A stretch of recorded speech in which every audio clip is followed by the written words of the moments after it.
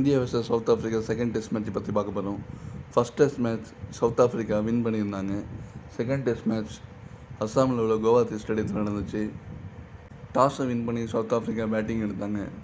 முதலில் ஆடிய south Africa அணி நிதானமாக ஆடி 489 ரன்னுக்கு ஆல் அவுட் ஆவாங்க. அந்த அணியில் தென்னாப்பிரிக்கா தமிழன் சென்றான முத்துசாமி சிறப்பாக ஆடி சதம் அடிப்பார். தென்னாப்பிரிக்காவில் அதிகபட்சமாக சென்றான முத்துசாமி 109 ரன்னும் மேர்கோ ஜான்சன் 93 ரன்னும் எடுத்தனர். இந்தியாவோட பந்து வீச்சை பொறுத்த வரைக்கும் குல்தீப் யாதவ் 4 விக்கெட்டையும் சிராஜ் மற்றும் பும்ரா தலா 2 விக்கெட்டையும் எடுத்தனர். இதையடுத்து இரண்டாம் இன்னிங்ஸ் ஆட வந்த இந்திய அணி சொந்த மண்ணிலே தென்னாப்பிரிக்கா பந்து வீச்சை சமாளிக்க முடியாமல் 201 ரன்னுக்கு ஆல் அவுட் ஆகிடுவாங்க. இந்தியா பேட்டிங்கை பொறுத்த வரைக்கும் ஜெய்ஸ்வால் 58 ரன் எடுத்திருப்பார். தென்னாப்பிரிக்கா பந்து வீச்சை பொறுத்த வரைக்கும் மேர்கோ ஜான்சன் 6 விக்கெட்டை எடுத்திருப்பார். இவர் தான் பேட்டிங்கும் சிறப்பாக செயல்பட்டிருப்பார். இதையடுத்து இரண்டாம் இன்னிங்ஸ் ஆட வந்த தென்னாப்பிரிக்கா அணி 5 விக்கெட் இழப்புக்கு 260 ரன் எடுத்து இந்திய அணிக்கு இமாலய டார்கெட்டை வெற்றி இலக்க நிர்ணயிச்சிருப்பாங்க தென்னாப்பிரிக்கா அணி. இதையடுத்து இரண்டாம் இன்னிங்ஸ் ஆட வந்த இந்திய அணி மறுபடியும் தென்னாப்பிரிக்காவோட பந்து வீச்சை சமாளிக்க முடியாமல் 140 ரன்களுக்கு ஆல் அவுட் ஆகிடுவாங்க. இதன் மூலம் இந்திய அணி தென்னாப்பிரிக்காவுக்கு எதிராக டெஸ்ட் மேட்ச்சில் சொந்த மண்ணில் 25 வருஷத்துக்கு அப்புறம் தொடரை இழக்கிறாங்க.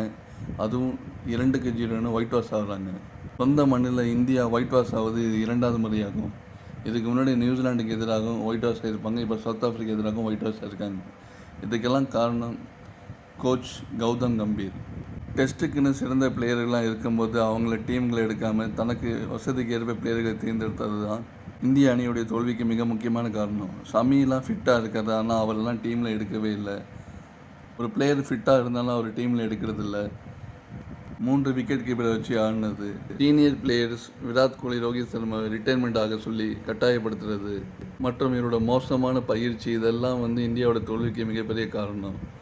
கம்பீர் இப்படியே பிடிவாதமாக செயல்பட்டார்னா தோனியால் உருவாக்கப்பட்ட ஒரு சிறந்த இந்தியன் டீமை நம்ம இழந்துடும். இந்தியாவை டெஸ்ட் மேட்ச்சில் தன்னோட சொந்த மண்ணில் வீழ்த்தவே முடியாத ஒரு சாதனையை இப்போ எல்லா நாடும் தகுத்துட்டே வராங்க. இந்திய அணி தன்னோட சரிவை நோக்கி போயிட்டுருக்கு. இதுக்கப்புறமா கௌதம் கம்பீர் சிறப்பாக செயல்படலைன்னா நம்ம வெஸ்ட் இண்டீஸ் மற்றும் ஸ்ரீலங்கா டீம் மாதிரி இன்டர்நேஷ்னல் கிரிக்கெட்டில் இந்தியாவோட நிலைமை கேள்விக்குறியாயிடும். ஓகே கைஸ், கிரிக்கெட் அப்டேட் நம்ம சேனல் சப்ஸ்கிரைப் பண்ணிக்க. மீண்டும் ஒரு அடுத்த வீடியோ சந்திப்போம். until then bye guys.